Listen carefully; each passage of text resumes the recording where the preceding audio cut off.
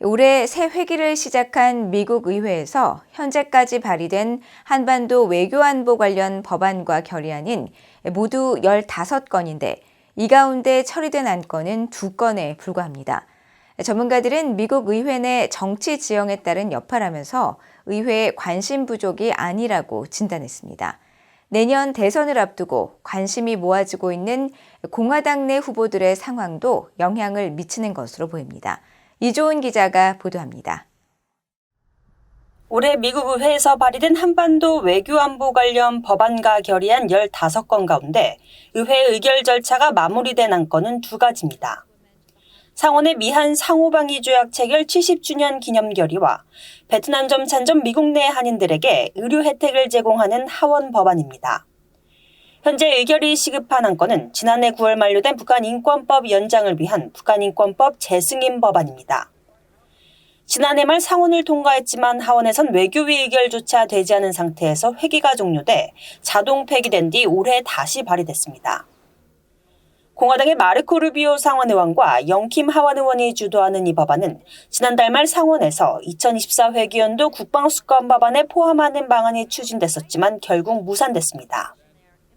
북한의 푸에블로 반환을 촉구하는 하원 결의안도 올해 다시 발의됐지만 여전히 별다른 움직임이 없습니다. 최근 민주당 내 일각에서 재발의된 한국전쟁 종전선언 촉구 법안은 민주당 내에서조차 큰 관심을 받지 못하고 있지만 다른 한반도 관련 안건들은 당파적 이견이 없는 초당적인 안건들입니다.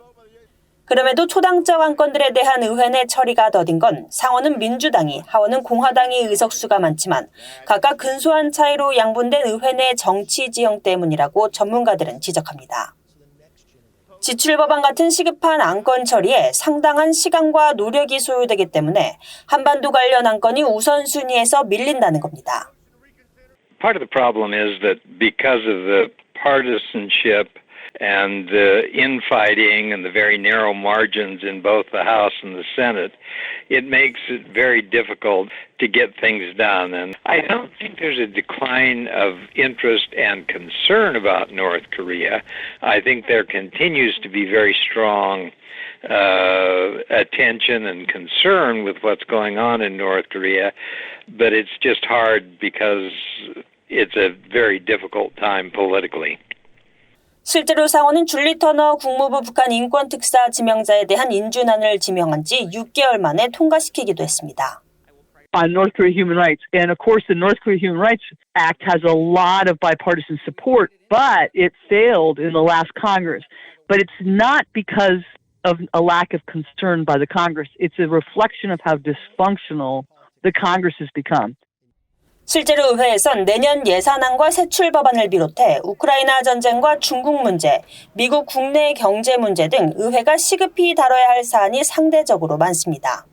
게다가 내년 대선을 앞두고 야당인 공화당 내 경선 후보들에 대한 관심, 또 유력 후보인 도널드 트럼프 전 대통령의 대선 불복 관련 재판 진행 상황에 시선이 쏠리면서 한반도 관련 안건 처리 등 다른 안건에 대한 미국 의회의 처리 속도는 매우 떨어진 상태입니다. VOE 뉴스 이조은입니다.